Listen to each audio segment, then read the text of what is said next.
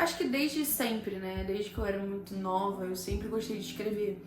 E eu acho que qualquer pessoa que escreva, que se considere um escritor, já passou pelo momento em que pense: será que eu sou doida? Oi, gente, vocês não sabem o prazer que é estar de volta. Pra quem não sabe, eu tive um podcast em 2022, que é o Destaque Comigo, e eu tô voltando agora, porque eu decidi dar uma pausa na época, pra me comprometer melhor e até pra reorganizar o que eu queria fazer, né? E agora surgiu a oportunidade e eu acho que eu tô num momento mais que faz sentido ter um podcast, mas eu quero fazer ele de uma forma diferente, melhor, na verdade. Tanto pra mim quanto pra vocês. Eu quero que seja como uma espécie de diário entre amigos, em que eu esteja aqui e as pessoas que me conhecem possam assistir, as pessoas que não me conhecem possam me conhecer. Mas eu também não tô aqui pra falar de mim. Eu só quero falar das coisas que eu gosto, sobre literatura, música, filmes, séries, artes de modo geral. Porque eu acredito que a gente vive num mundo que é múltiplo, né? Hoje em dia a gente está sendo bombardeado de entretenimento o tempo todo e eu acredito que eles se complementam também. E por isso que eu decidi trazer de volta esse podcast e fazer ele um pouco diferente, de uma forma que seja muito mais particular, sobre as coisas que eu tô assistindo, sobre as coisas que eu tô lendo, e que eu sei que também a galera tá assistindo também e quer falar mais sobre. E até mesmo coisas que eu quero falar mais sobre, né? Quero que o podcast seja um espaço, mas que vocês sintam o tipo de conversa que eu tenho com os meus amigos, sabe? Eu acho que é legal a gente ter esse tipo de conversa que, sabe, quando é aquele momento em que você tá numa roda de conversa e surge a oportunidade de falar sobre arte e as coisas que você gosta, e as coisas que você tá assistindo, e as coisas que você tá ouvindo, e muitas vezes combina com o que as outras pessoas estão ouvindo, e às vezes não, mas complementam coisas, sabe, que eles também estão pensando. E eu resolvi começar com este tema, que é loucura e literatura, não só pelo fato desse assunto me fascinar muito, mas porque eu tenho estudado muito sobre isso, eu tenho enfiado, metido a cara nisso. E eu acho que, de certa forma, eu tenho visto mais isso no mundo. E eu vou explicar um pouco pra vocês. Essa questão da literatura e da loucura, eu quero que vocês entendam que isso não é de modo algum um podcast que vai ser que eu quero ensinar coisas. Não, eu quero que a gente converse sobre isso, que a gente consiga refletir sobre esses assuntos. E acho que desde sempre, né? Desde que eu era muito nova, eu sempre gostei de escrever. E eu acho que qualquer pessoa que escreva, que se considere um escritor, já passou pelo momento em que pense: será que eu sou doida? Porque são coisas tão fora do real, que são tão mirabolantes. Eu não tô nem dizendo que uma coisa, uma questão de que você cria histórias incríveis, mas que às vezes você reimagina a sua própria realidade de uma forma tão desproporcional ou tão inimaginável que isso te faz pensar um pouco: será que eu enlouqueci? E a gente que escreve tem muito isso, né? Porque a gente, às vezes, caramba, você tá do nada, uma situação simples do dia a dia se transforma numa história, e é uma história que te consome, que consome seus pensamentos, que até te desconecta um pouco desse mundo que a gente vive, mundo real.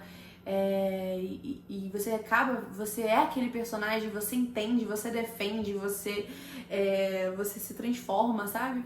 E eu li um conto da Clarice Lispector, eu não lembro qual é o nome do conto agora, mas é um conto que ela, acho que é Passageiro, não lembro. Ela tá no avião e aí ela vê uma outra pessoa que, se eu não me engano, é uma prostituta, e ela já se imagina como uma prostituta, e aí ela é a prostituta e ela vive a prostituta, e aquilo ali consome ela, e ela do nada se transforma nessa outra pessoa. E conforme eu tava lendo, eu achei muito divertido, porque é muito aquela situação que a gente vive, né, de nós escritores, quando a gente observa o outro e a gente já começa a se imaginar no lugar do outro. E existe uma pesquisa, inclusive, que diz que escritores, e de modo geral, têm mais tendência a ter empatia, porque você, para conseguir escrever a partir do olhar de outra pessoa, você precisa saber se colocar no olhar dessa pessoa, né, no lugar dessa pessoa. E uma coisa que eu reparo muito, pelo menos em mim, e eu acredito até em pessoas que eu sei que são escritores, que a gente observa muitas coisas, né? A gente observa a forma como as pessoas reagem às situações, como as pessoas fazem determinadas ações e têm determinadas atitudes. E isso é muito bom porque isso permite que a gente consiga trazer isso para nossa arte. E uma coisa que eu acho até engraçada, que eu vi muitas vezes pessoas falando, né, que escritores precisam viver mais, ter mais experiências para ser capazes de falar daquilo. Eu acho que pelo menos comigo, é óbvio que eu adoraria viver muito mais aventuras do que eu vivo. Mas eu acho que não necessariamente, sabe? Eu acho que é esse o poder da mente, de você conseguir se teletransportar e para outros universos e também para outros corpos, né? Outras vidas e outras vivências. E isso é muito incrível. E eu acho que é mais incrível que quando você começa a escrever, você, a princípio, você pode colocar realmente maneirismos seus e pensamentos e crenças e atitudes e gostos. E por que eu tô falando de tudo isso? Tudo começou, gente, com um livro que eu nem tenho aqui hoje pra mostrar pra quem tá vendo em vídeo, que chama O Holocausto Brasileiro, da Daniela Arbex. Eu acho que é assim que pronuncia o nome dela. Ela é uma escritora brasileira, uma jornalista, né?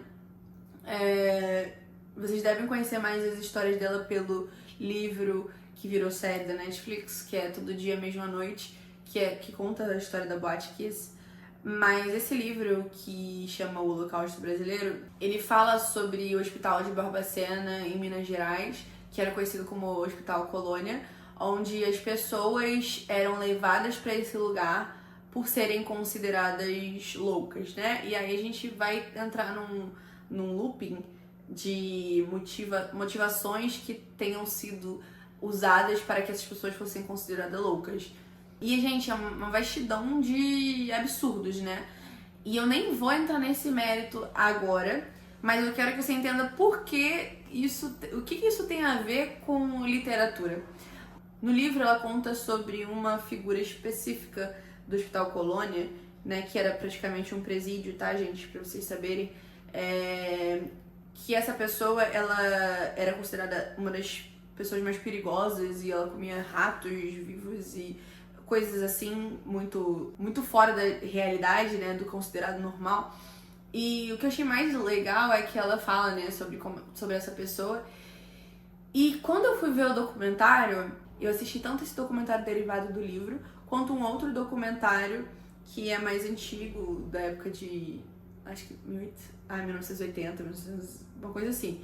É bem antigo, gente, não é nem 80, eu acho que é, porque ele é preto e branco, eu acho que ele é de 60, por aí. E ele foi feito, né, na época que o Hospital Colônia estava funcionando. Hoje em dia ele está desativado. Mas no final tem uma pessoa particular, que eu não lembro o nome dela agora, mas ela canta, gente. Eu posso até colocar a canção dela aqui pra vocês. Mas ela canta, ela fez um poema e praticamente ela canta, né? Ela declama um poema sobre a situação que ela vivia. Uma pessoa que é considerada louca, tem esse momento de lucidez, né, em que ela faz um poema incrível sobre a situação horrível em que eles foram condicionados. Não só ela, como todas as pessoas que estão ali. E isso ficou muito na minha mente, sabe? Isso ficou, tipo, muito comigo. Tipo assim, como essa pessoa usou a arte pra resistir dentro daquele ambiente em que ela era... Se ela não era louca, ela passou a ser. Porque é enlouquecedor, né, mesmo? E quem conhece o livro ou não conhece vai ter a oportunidade, porque eu não vou nem falar muito pra vocês poderem ler, vale muito a pena, pra conhecer até a história do nosso país, uma história cruel, né, que aconteceu no nosso país. Mas assim, isso me pegou muito, sabe? Isso ficou muito na minha cabeça. E eu não necessariamente tinha a intenção de estudar sobre loucura e literatura. A conexão que essas duas coisas têm, não sei nem como falar, mas por curiosidade, eu sei que eu vi nas redes sociais que era este livro aqui, que chama O Perigo de Estar Lúcida, da escritora Rosa Monteiro, que é espanhola, se eu não me engano. Conta muito sobre sobre as experiências que muitos autores tiveram em relação à loucura, né? A chegar ao estado de serem internados mesmo. E naquela época que os loucos, né, eram vistos como ratos de laboratórios, digamos assim. E que tinha toda aquela coisa, né, de fritar as pessoas e dar choque elétrico pra ver se a pessoa voltava ao normal. Toda aquela crueldade que envolveu, né, a institucionalização dos loucos e tudo mais. Todo mundo que lê, que gosta muito de ler, conhece histórias de vários autores que foram internados ou por depressão ou por considerados loucos mesmo e coisas do tipo. E histeria, principalmente mulheres, né? Mas eu vou dar um exemplo pra vocês de uma que é muito famosa, né? Que é a Sylvia Plath. Por que a Sylvia Plath é muito famosa? Porque ela é aquela autora que escreveu livros falando sobre essas questões dela com as internações que ela sofreu, mas também que infelizmente chegou ao pior e ela se suicidou colocando a cabeça dela dentro do forno. E nesse livro aqui, A Redoma de Vidro, que eu li logo após ter lido O Perigo de Estar Lúcida, que esse livro aqui, A Redoma de Vidro, é muito citado no Perigo de Estar Lúcida, e por coincidência eu já tinha comprado o livro da Sylvia Plath, porque eu já queria lê-la, porque eu sei que ela é uma autora incrível. E no Perigo de Estar Lúcida ela vai falando sobre todos esses autores que tiveram problemas, né, com depressão e até culminaram muitas vezes no suicídio. E como Emily Dickinson, como a própria Clarice Lispector, né, que a gente sabe que teve vários problemas com depressão, e muitas outras pessoas, né, gente, que eu vou nem lembrar aqui todo mundo, porque é uma lista grande. E aí ela vai falando, né, sobre essa questão da loucura e da literatura, como elas estão interligadas, e fala, é muito legal esse livro, porque não é um livro que ela falou da boca pra fora do achômetro dela. Ela trouxe várias fontes, assim, de pesquisas muito importantes mesmo sobre psicanálise, sobre psicologia comportamental, enfim. E ela mesma, como autora, fala, né, sobre esse ponto que eu comecei conversando com vocês, sobre o fato da gente se sentir meio louco, né, quando a gente começa a escrever. E o que eu acho bem legal, não só nesse livro, mas nessa questão toda de literatura e loucura, é porque elas têm um cerne, né? Elas vêm de um lugar muito incomum. E eu vou explicar pra vocês como. E aí a gente chega no porquê este podcast existir, que é por conta deste livrinho aqui chamado Loucura, Linguagem e Literatura, do Foucault. Esse livro aqui eu terminei de ler essa semana. Eu tava pra comprar ele já há um tempo, eu vi por acaso na livraria e eu achei legal porque todos esses livros que eu tô falando pra vocês chegaram nas minhas mãos muito por acaso, tá? E esse livro eu encontrei ele, ou ele me encontrou quando eu fui na livraria da Travessa no Rio, e porventura ele tava assim no topo e eu achei ele tão bonito, e quando eu bati o olho nele eu falei, meu Deus do céu, esse livro é pra mim. Eu tava muito envolvida nesse tema, como eu já falei, e eu fiquei super ansiosa, assim, pra ler. Não é um livro barato, tá? Mas é um livro belíssimo da Uba Editora. Eu não falei dos outros, né? O Perigo de Estar Lúcida, ele é do Todavia. E o Redoma de Vidro é da Biblioteca Azul, tá bom? E o da Clarice Lispector que eu falei é da Rocco. Esse livro aqui, eu acho que realmente ele me encontrou e eu me sinto vista e eu me sinto tão... entendo a mim mesma tão melhor, entendo o mundo tão melhor a partir dele. Ele não é uma leitura fácil, não é um livro que todo ele você vai talvez gostar, porque ele tem vários assuntos e momentos diferentes, mas eu vou focar no tema principal desse podcast. Gente, o que eu achei desse livro, além de incrível, como que esse livro funciona, como todas essas obras se interligam, vai fazer sentido. No livro da Daniela Arbex, ela fala sobre como essas pessoas foram parar naquele hospital, né, que mais virou um matadouro, no final das contas, um campo de concentração, como ele é comparado. Ela fala sobre como as pessoas que eram consideradas desviantes, né, dos padrões da sociedade, elas iam parar nesse lugar. Então eram mulheres que queriam se divorciar de seus maridos e aí o marido entrava com uma medida e elas iam pra esse lugar, né, porque consideradas loucas. Mulheres que não aceitavam os padrões de gênero, né, os normas de gênero da época, e aí eram consideradas histéricas e aí iam parar nesse lugar. Homens e mulheres que desviavam das normas de sexualidade, né, eram gays, lésbicas, que fossem, e aí iam parar nesse lugar, travestis iam parar nesse lugar, transexuais iam parar nesse lugar, pessoas negras que não tinham um papel na sociedade, pessoas que eram alcoólatras e tinham problemas com drogas, eram mandadas para esse lugar. Então já dá pra entender que todas as pessoas que não seguiam o padrão da sociedade eram mandadas para este lugar, que era este manicômio, né? Que era, na verdade, um campo de concentração, que foi o que ele se tornou. E tá, onde a gente volta? É isso que o Foucault vai falando, né? Nesse livro também. A Daniela Abex fala isso no Holocausto Brasileiro e o Foucault reitera isso aqui, embora esse livro seja anterior ao da Daniela, ele também fala isso aqui. Mas o que eu achei mais interessante, e aí a gente vai entender onde eu vou amarrar tudo isso que eu falei até agora, é que o que ele tá querendo dizer aqui com essa questão da literatura e da loucura.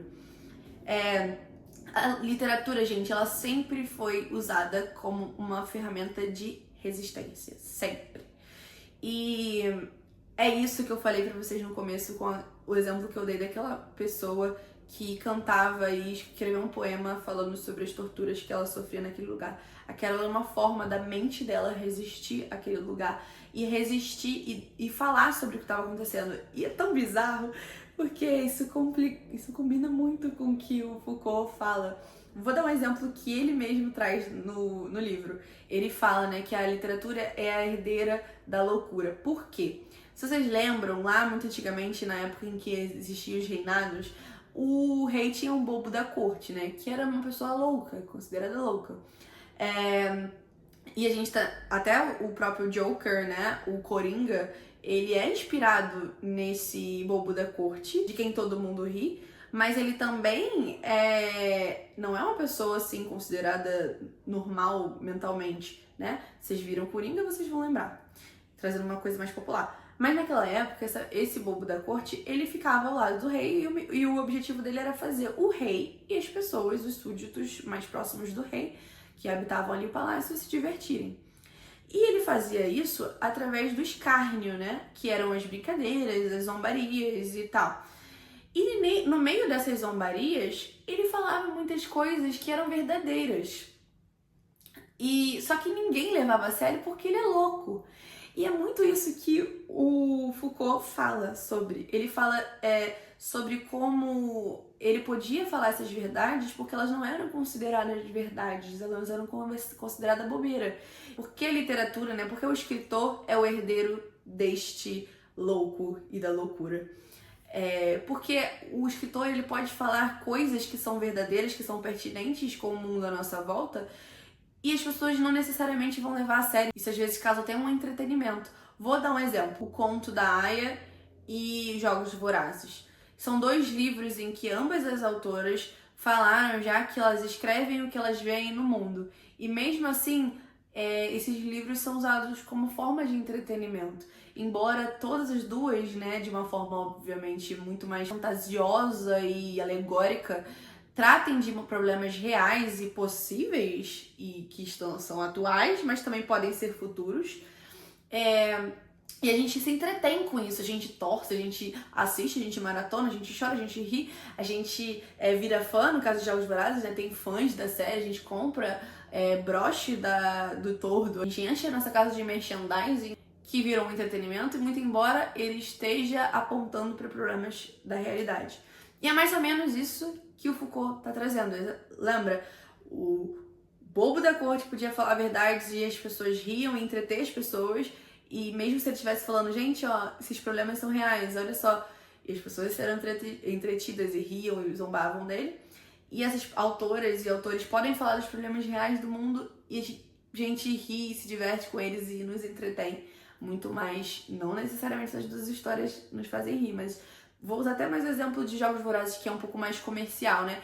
A gente torce pelo casal, a gente compra coisas dessa série.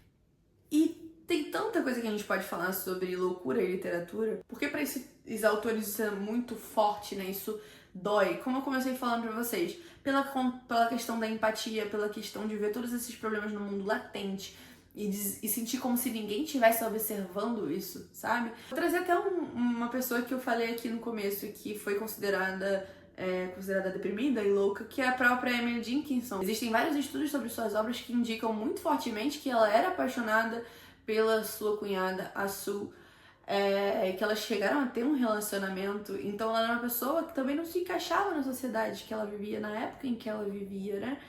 Então, assim, entendem que vem muito desse lugar de se sentir deslocado do mundo, assim como os loucos, né?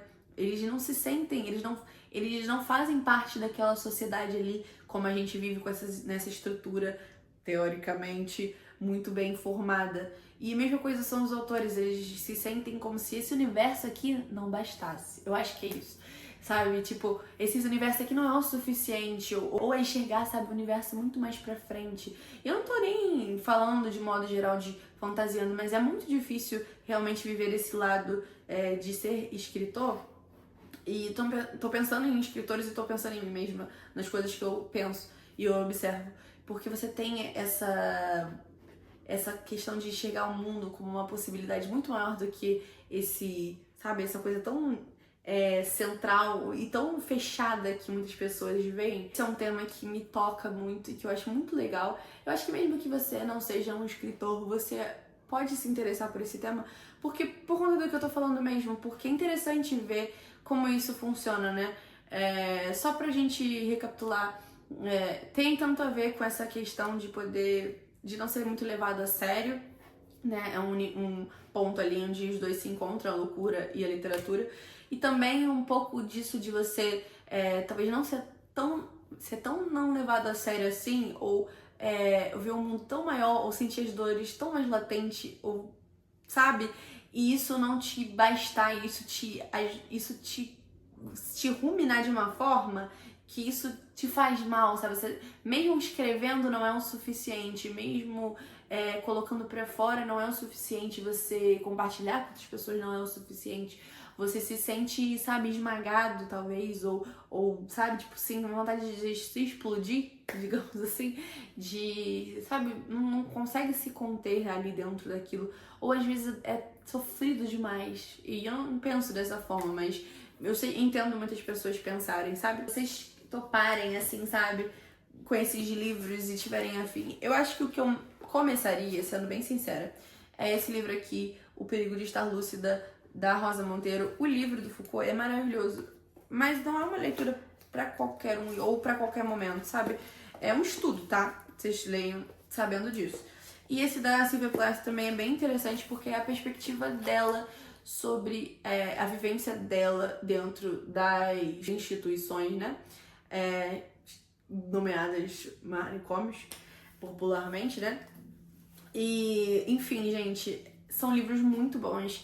Eu realmente fiquei muito feliz de encontrar isso, sabe? Eu acho que é tão bom quando a gente faz uma leitura que a gente sente, tipo assim, acho que tem vontade de abraçar o livro, porque ele nos complementa. Eu acho que eu agora sei tão mais sobre muitas coisas a partir disso. Bom, eu fico por aqui hoje com esse episódio. Eu quero agradecer a todo mundo que assistiu até aqui. Eu acho que eu até me estendi no que eu queria falar, mas é porque é um tema que dá muito pano pra manga e dá pra gente estender por um bom tempo.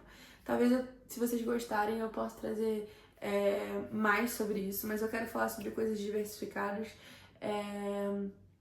E eu tô muito feliz de estar de volta. Eu tô adorando fazer conteúdos novos e diversificados por diferentes plataformas.